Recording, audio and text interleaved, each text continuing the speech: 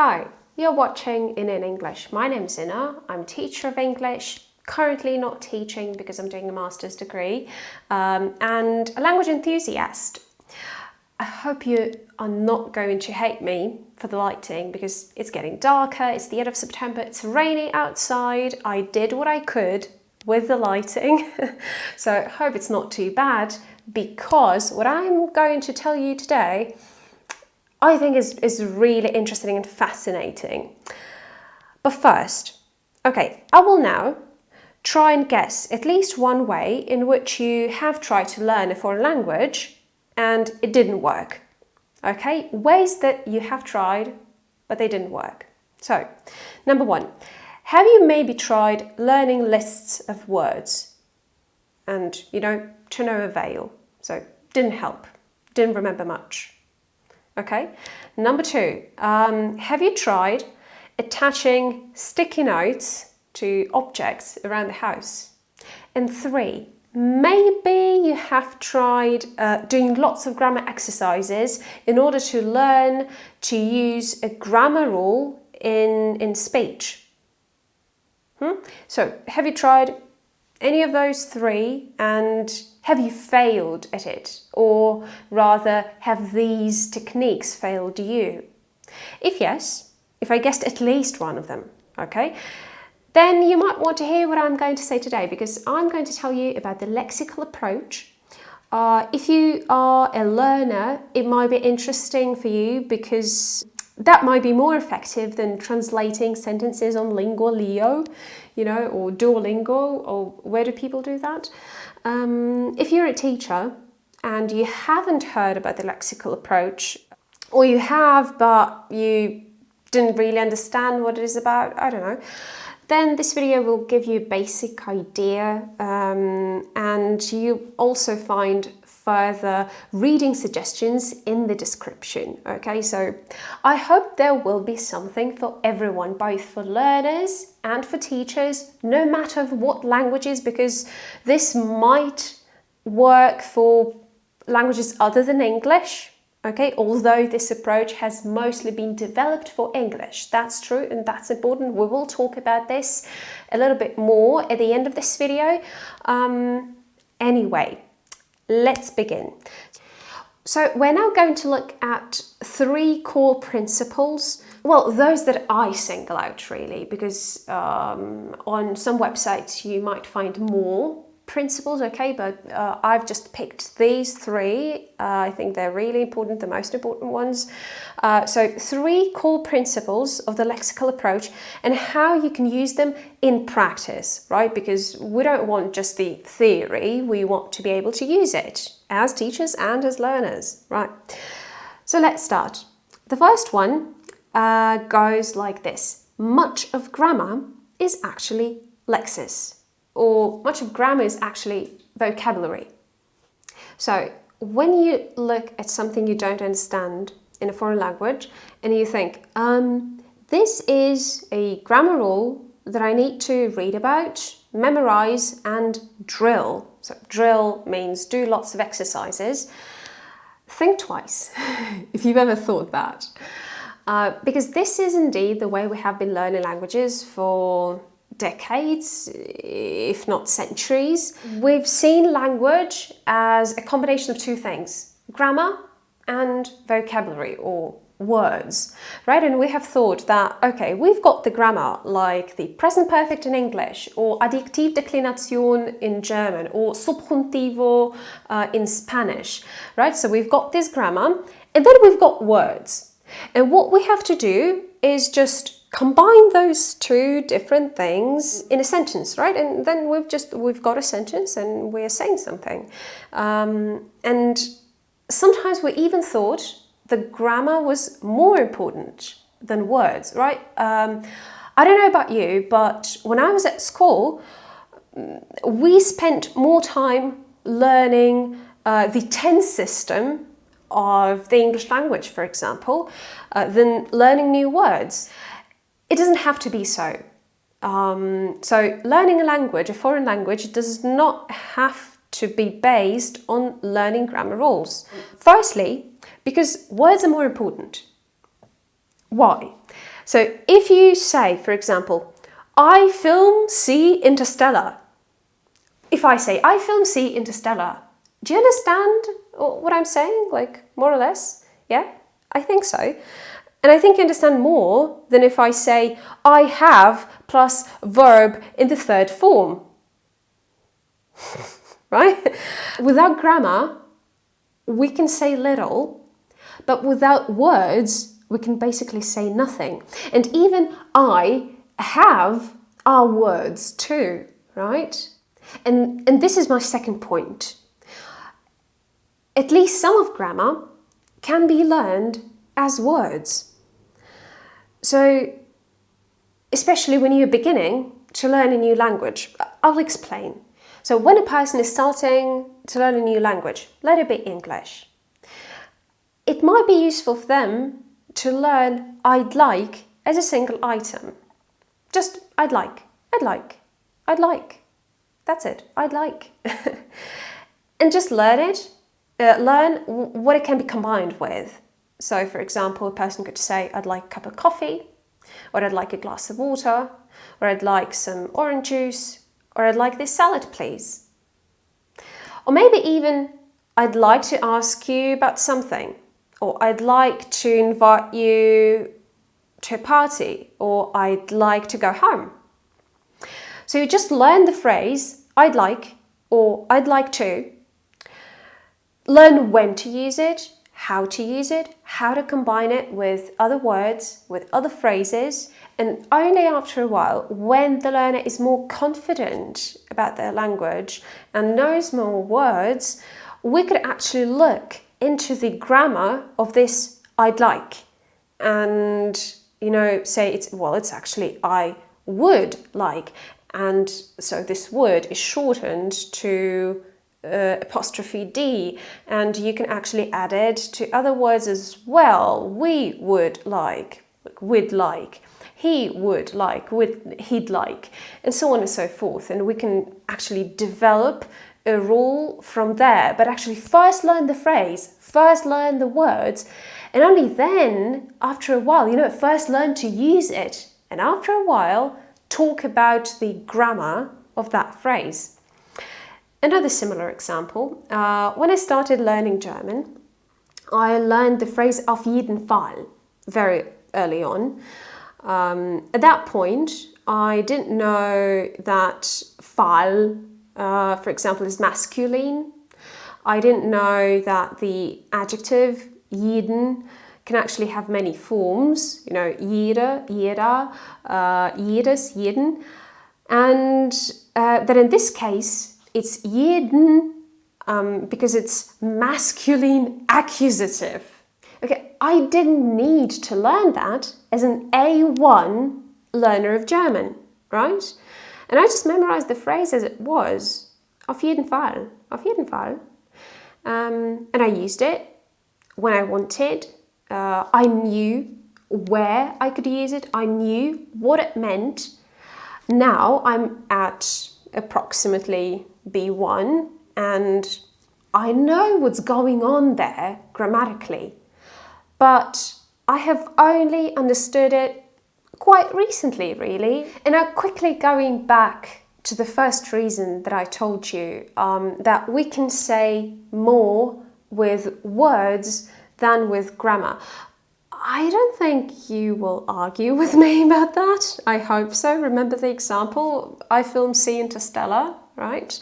And this basically means that a learner should spend more time learning the words in a new language rather than the grammar, because words are more important. I mean, when we want to say something, the first thing we need is words, not grammar, right? I hope you now agree with me, now understand it. And yeah, all those grammar tables, they're really nice, they look really neat, but they do not teach you how to speak. They do not teach you exactly how to use the language you're learning. So let's move on to the second core principle of the lexical approach, and we're going to talk about how we should learn new words. The second core principle is learn words, word combinations, and patterns. When we look at how languages are actually learned, we come to the conclusion that there are several levels at which we learn words, or at which we learn lexes, let's say, so as not to be confused by the term word. So the first step is usually how the single item is spelled and pronounced. So we first either hear or see a word, and that's the first thing we associate it with, right? We either associate this new item of meaning with something written on paper or with something that somebody has just said. And we need to know the spelling and the pronunciation in order to communicate effectively. And once again, that's how we naturally learn words. We see or hear them and attach some meaning to them. We learn that apple is this. Or when we see this, we know it's this. Hope you get what I'm saying. The next level is word combinations. And it's not just idioms, because when we talk about word combinations, we often think about idioms like Adam's apple, or phrasal verbs like give up. But in fact, it's all kinds of combinations, and it depends on the level at which you're learning the language. So for example, if I am at A1, I might start with the simplest and most frequently used combinations, and those that are very usual for everyday life, like I like apples. Do you want an apple? Give it to me.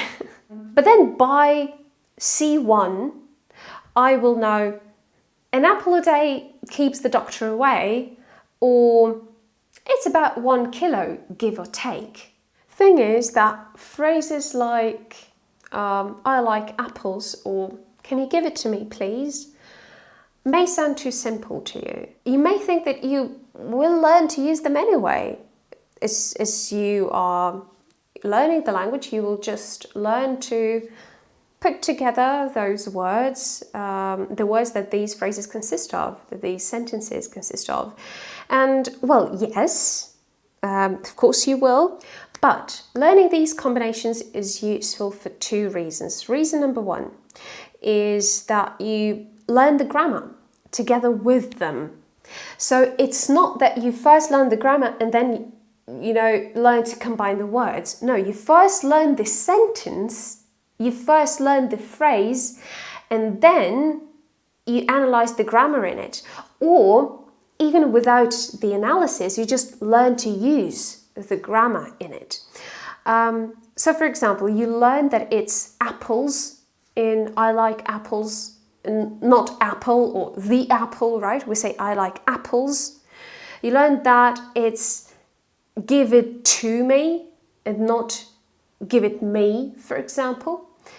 And so you learn these word combinations. So that's the second point. You learn these word combinations, and next time you can say I like cherries and I like peaches, or send it to me. So you learn the grammar in one phrase. You first learn the phrase, then you learn to use the grammar from that phrase in other phrases. And again, pay attention to the fact that you don't always have to specifically state apples is plural, or it is a direct object, and to me is an indirect object. You don't always need to know it. And as a result, there's just this whole system that is built in your brain with all sorts of words and phrases combined together, and it grows like a tree, and you link all those phrases and words to each other, and you learn to use the language. You learn to use it rather than memorize grammar rules. One more thing to say here. So how do we actually memorize the words? Nobody will tell you the exact number of times that you have to see or read or use a word in order to memorize it. So some will say it's 10, others will say it's 20, we don't know, okay? And this number may be different for different people. What is certain is that we do need to, as I've said, read, hear, write, say the word as many times as possible in different combinations, in different sentences, with different meanings. We need to pay attention to the spelling, the pronunciation, and the meaning every time, because, you know, one word can have many meanings and we have to be aware of that. What it comes down to, basically, is time. You just need a lot of time and a lot of practice to memorize the word. There's no magic bullet. There's no shortcut. There's no secret path to it. You just practice and practice and practice and practice. We've got the final core principle left, and that is learners need real language. I once had a not so good learning experience with a school of German in Germany, and it was supposed to be an integration course for newly arrived immigrants like myself, who need to find their way around life in Germany. What do you think should be included into such a course? So, as an immigrant myself, what I felt I needed is the following. So, first, functional language and communication cliches. So basically, like, what are the right ways to greet someone? What are the right ways to ask for a favor or to order a takeaway, etc., etc. So functional language, it's those phrases and sentences that we use to do something, to ask for something, to suggest, stuff like that. I had learned some functional language and some of those communication cliches on lower levels by myself before I came to Germany, but what I had learned in textbooks on arrival in Germany turned out just, you know, a tiny fraction of what was actually being used, of what I heard. Then I definitely needed more words. I needed more words. So going back to point one, to the first core principle in our today's list, I didn't know how to say what I wanted just because I didn't have enough words. Because, you know, there is usually a way to say something with using very simple, very basic grammar. You can get away with really very simple grammar without complex sentence structures and so on. But if you don't know the words, what are you going to say? The third thing I felt like I needed was speaking practice. I needed to learn to be able to, effortlessly express myself and think quickly in typical situations I was facing, like at the doctor's, at the foreign citizens office, at the student's office, so wherever I had to communicate with people in German on a daily basis. And the last thing was writing practice, because something you have to do a lot in Germany is write and read lots of formal emails, and I just wasn't ready for that. What do you think we did? Okay, we, newly arrived immigrants who had to talk and write in English almost every day, what did we do? Grammar, yes. And even that was not done efficiently. We did like 10 grammatical transformations, so like 10 sentences in an activity, like paraphrase the sentence. And we did that for 30 minutes. And then we discussed those 10 sentences for another hour. So an hour and a half doing 10 sentences and not even speaking them, not even, using them in speech, just doing them on paper and discussing them. Don't know if you could hear that. Anyway, I should say that wasn't with all the teachers. That's good. Just with some of them. Anyway, this is not the way it should be done. Especially if you do need to use the language, whether you are living in the country where this language is spoken, or you need to work with someone who speaks this language, or I don't know, even if you're going to be a tourist. In any situation, this is not the way it should be done. How should it be done? A learner should learn what they actually need. It sounds very simple, but it is so often forgotten by so many teachers. I just can't keep being negatively surprised, astonished by how quickly teachers forget that they should teach the learners what they actually need, what the learners need, So there has to be some grammar, of course. Grammar rules exist and we need to learn them, yes. But you remember that much of grammar is actually lexis, it's actually vocabulary, right? So instead of, endlessly filling the gaps in sentences or paraphrasing sentences, the focus in the lexical approach is on learning to say or write or understand the language that you need in your life. So if you're a learner, just ask yourself, right now, what do I need the language for? Ask yourself, how will I be using it? So will I watch series? Will I talk to people? In what situations will I talk to people? Will I read tweets? Will I write emails?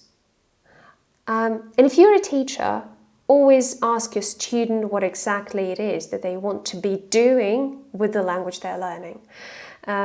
The choice of vocabulary and activities will depend on it. And I guess just remember, the vocabulary should be given the most emphasis. One last thing I wanted to say. You might have heard some teachers talk about the need to learn certain skills. Skills like reading skills or listening skills, especially for exams. That the thing is not only what you read, so just the vocabulary and the grammar of what you read, that it's also how you read, the techniques, the reading techniques that you use. But those people who support the lexical approach, they don't agree, and they go as far as to say that when a person finds it hard to understand a written or spoken text, they actually just don't know enough words. That's it. Or they don't know how these words are used in speech. So people who work in the lexical approach, they say that if you can read and understand, read written texts and understand spoken texts in your own language, you already have all the necessary skills. You already have all the listening skills and reading skills that you need. And they say that what you need is just more knowledge about words, to know more words and to know how to use them or how these words are usually used. What do you think about that? Let me know in the comments. I'm especially interested in, because you might have heard it if you have ever tried to take an international exam like IELTS or, CAE, for example. So I'm really interested in what you have to say about that. Now, I wanted to talk about my personal experience, right? So I myself have been using the lexical approach to teach English for like about 5 years, and I'm using it now for myself as a learner to learn German.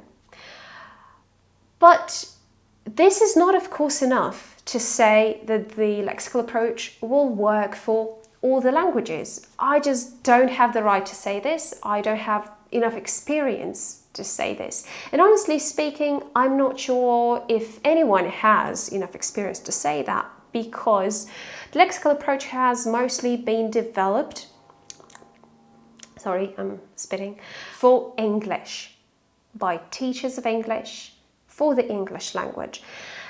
I know that it has been used to learn and teach other languages.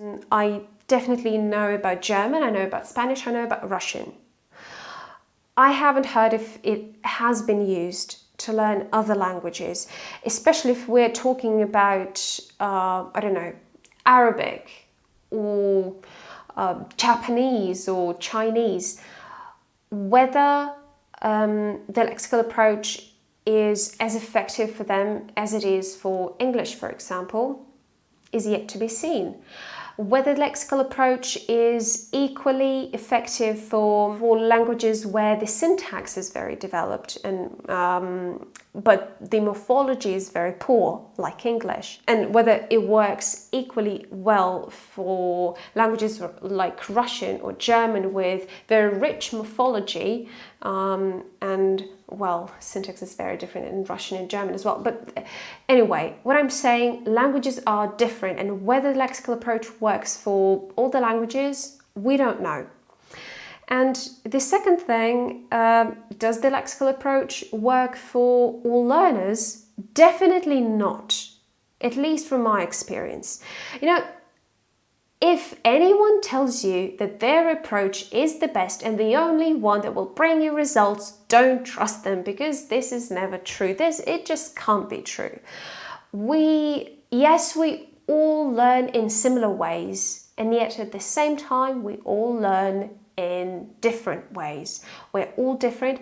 I personally have had students who did not particularly benefit from the lexical approach and who needed a more, analytical and at the same time a more mechanical approach, who really needed to talk a lot about grammar rules, or who really needed to do lots of grammar and vocabulary exercises, so to do lots of drills, and that was the way they actually learned the language, and the lexical approach just didn't work for them very well.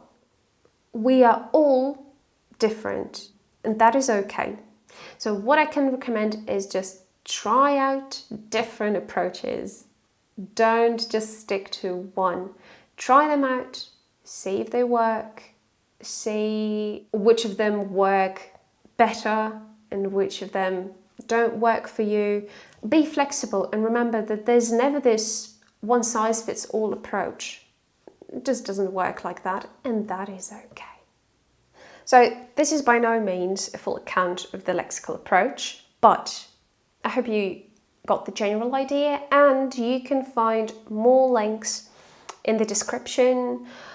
They're especially for teachers, mostly for teachers. If you're a learner, I hope you understand what I was trying to say. If you have any questions, please drop them in the comment section down below, and I will answer them. And if you found this video useful, then let me know by clicking the like button and maybe subscribing to my channel. Thank you very much for watching. My name is Inna. This channel is called Inna in English. Come back some other day to watch another useful video.